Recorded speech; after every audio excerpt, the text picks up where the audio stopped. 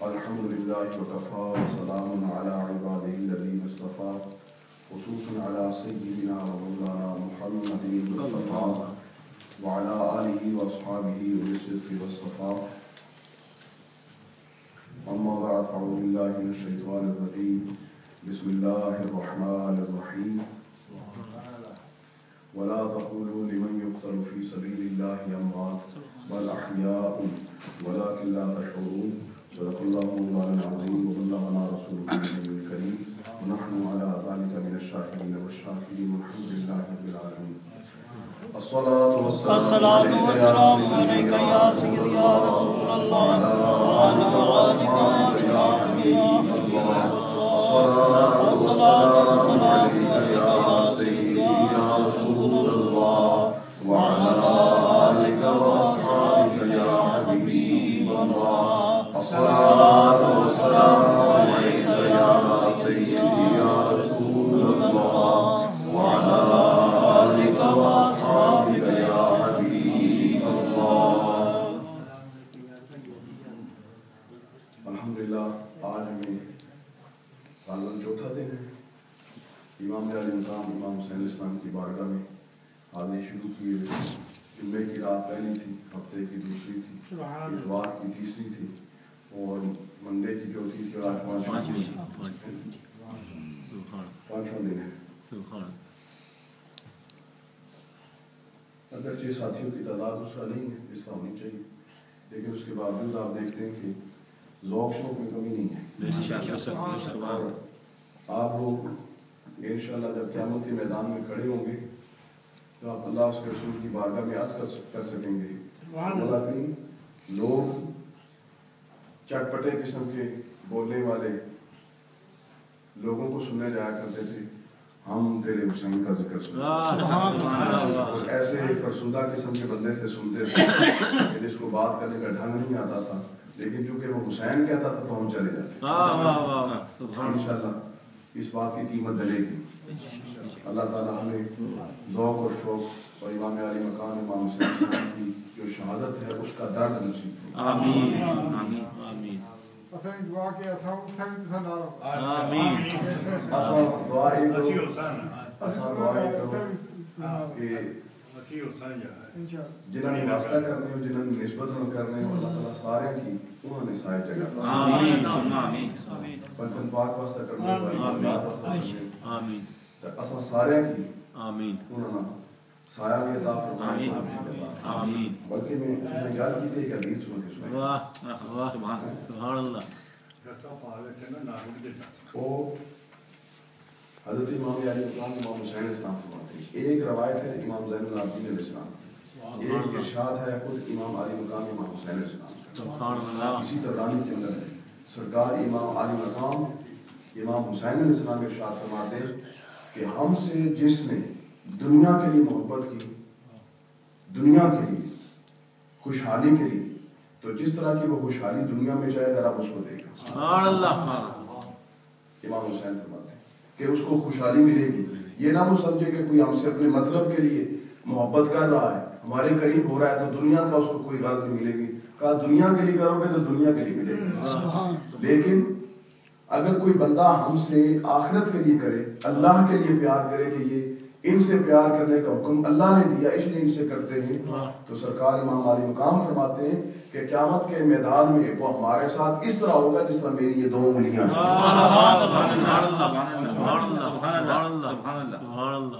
آپ محبت کرتے ہیں کہ سرکار کا فرمان ترمذی میں موجود ہے. سرکار نے فرمایا تھا جو حسن و حسین سے پیار کرے، جو ان کے ماں باپ سے پیار کرے اور مجھ سے پیار کرے، ہم پانچوں سے جو پیار کرے قیامت کے میدان میں وہ میرے درجے میں میرے ساتھ. یہ چھوٹی موٹی بات نہیں، یہ بڑی بات ہے. پیار کرنا بڑی بات ہے.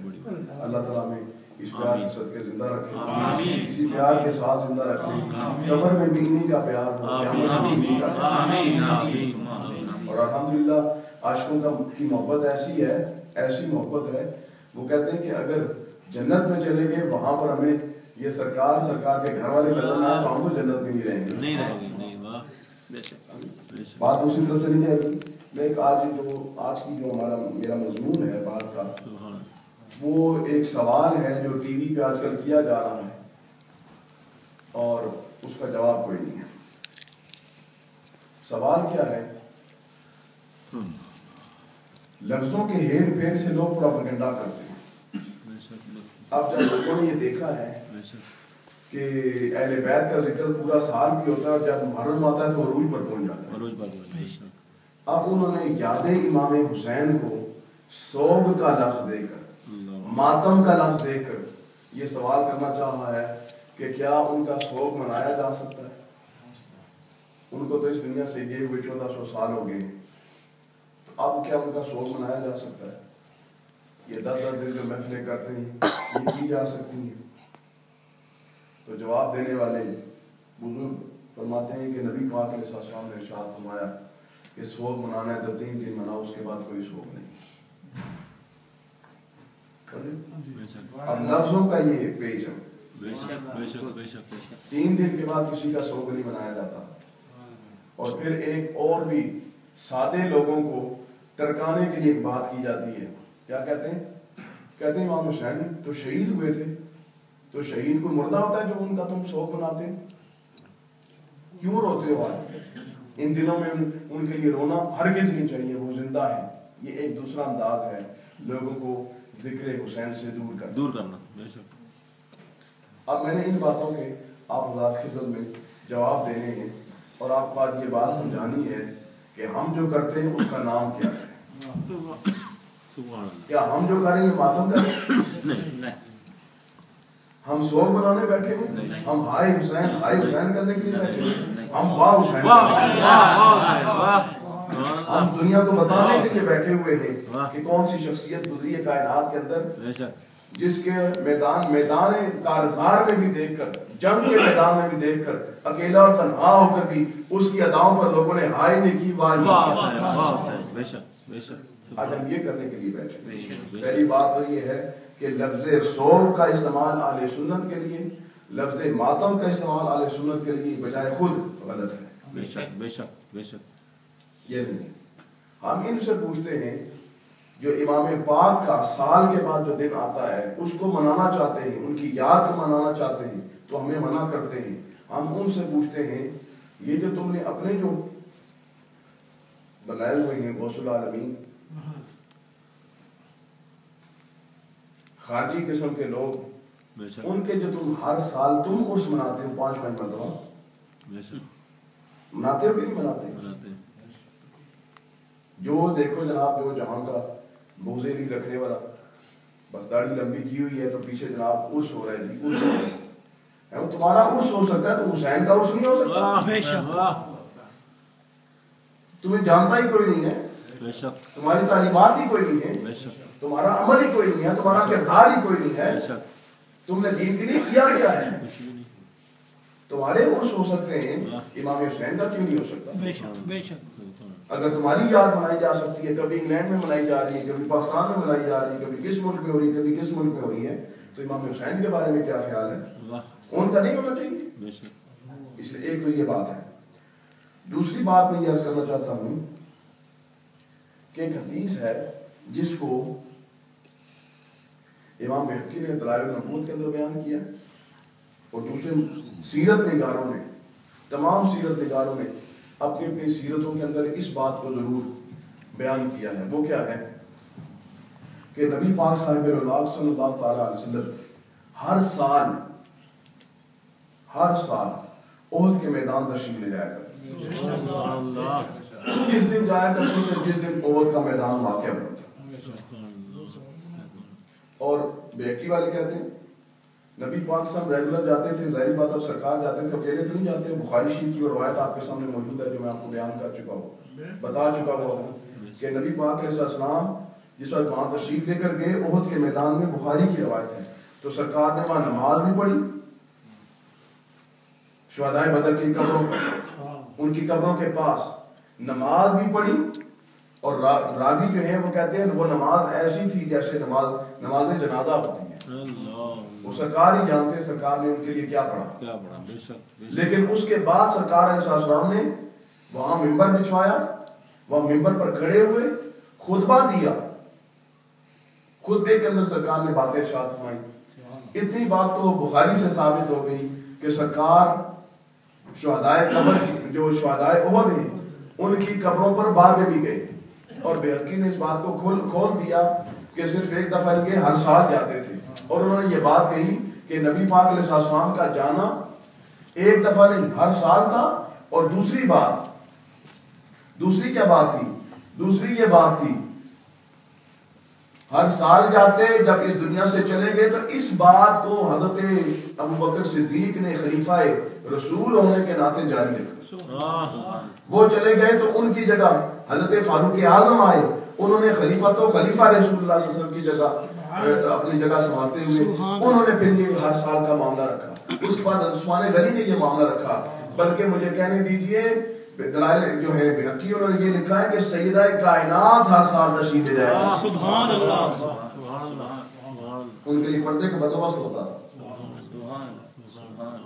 سیدہ کائنات جاتی تھی کہ نبی پاک علیہ السلام کی سنت ہے. اب یہاں پر یہ تو ایک بات سمجھ میں, قبر کی زیارت کے لیے جانا ایک دلیل تو یہ بنی کہ سرکار جب خود شہداء کی قبروں کی زیارت کے لیے جاتے تھے, اس کا مطلب ہے قبر کے لیے جانا زیارت کے لیے یہ سرکار کی بھی سنت ہوگی, سرکار کے صحابہ کی بھی سنت ہوگی. دوسری بات یہ ہوگی, سوال وہ یہ ہے کہ کیا بدر میں لوگ شہید ہوئے تھے کہ نہیں؟ اور احزاب اگرچہ وہ زیادہ لمبی نہیں لڑی گئی تھی, لیکن 3 غالباً کم و بیش 3 صحابہ کرام اس میں بھی کام آئے تھے, شہید ہوئے تھے.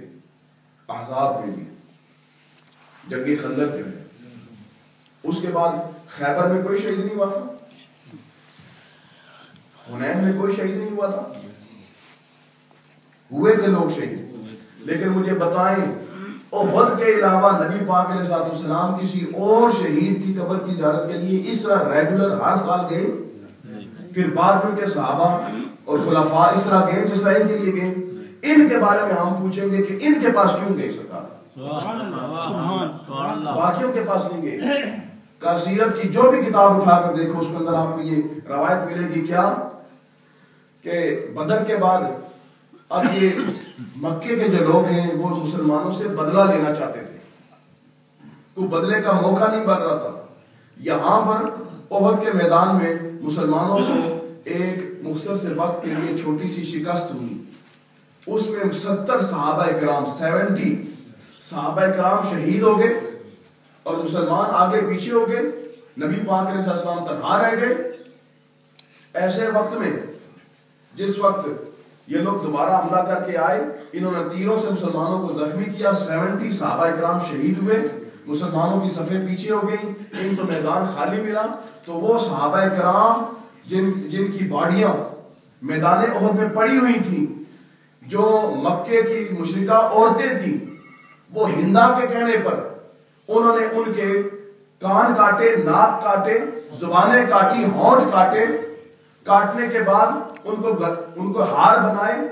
اس کے بعد حضرت سید الشہداء حضرت امیر حمزہ نبی پاک صلی اللہ علیہ وسلم کے چچا پاک, ان کا پیٹ چیرا گیا اور پیٹ چیر کر ان کے کلیجے نکالے گئے, ان کا دل نکالا گیا اور اس کے ہار بنا کر ہندا نے اپنے گلے میں ڈالا اور پھر اس کو چبانا چاہا. یہ سارا ماجرا جو ہے احد کے میدان میں گزرا. نبی پاک علیہ السلام دیر تک دیکھتے رہے اور بعد میں جس وقت وہ لوگ چلے گئے, بعد میں دوبارہ مسلمانوں پر حملہ کیا, ان کو بھگایا. لیکن جب بعد میں نبی پاک صلی اللہ علیہ وسلم نے صحابہ کی لاشیں پڑی ہوئی دیکھی تو نبی پاک علیہ السلام کی آنکھوں سے آنسو جاری ہوئے, سرکار روئے. اور حضرت امیر حمزہ کے گھر جب واپس تشریف لے کر گئے, کہتے سرکار فرماتے ہیں کہ مجھے ان کے بچوں کے کا غم نہ ہوتا اور ان کے دکھ اور تکلیف کا مجھے احساس نہ ہوتا تو میں حمزہ کے جو مقام پڑھتے ہوئے دیکھ رہا ہوں نا, میں اس کی لاش کو بھی پڑا رہنے دیتا. قیامت میں اس کے جو درجات بلند ہو رہے, سرکار روئے, امیر حمزہ کی بیٹیاں روئے, آپ کے خاندان رویا. نبی پاک علیہ السلام نے باقی لوگ صرف شہید ہوئے تھے لیکن یہ مظلوم ہو کے شہید ہوئے تھے, یہ شہید ہو کے مظلوم بنے تھے. تو نبی پاک علیہ السلام ہر سال احد کے میدان جایا کرتے تھے. کس لیے؟ کہا یہ شہید بھی ہے, یہ مظلوم بھی ہے. تو مظلوم کی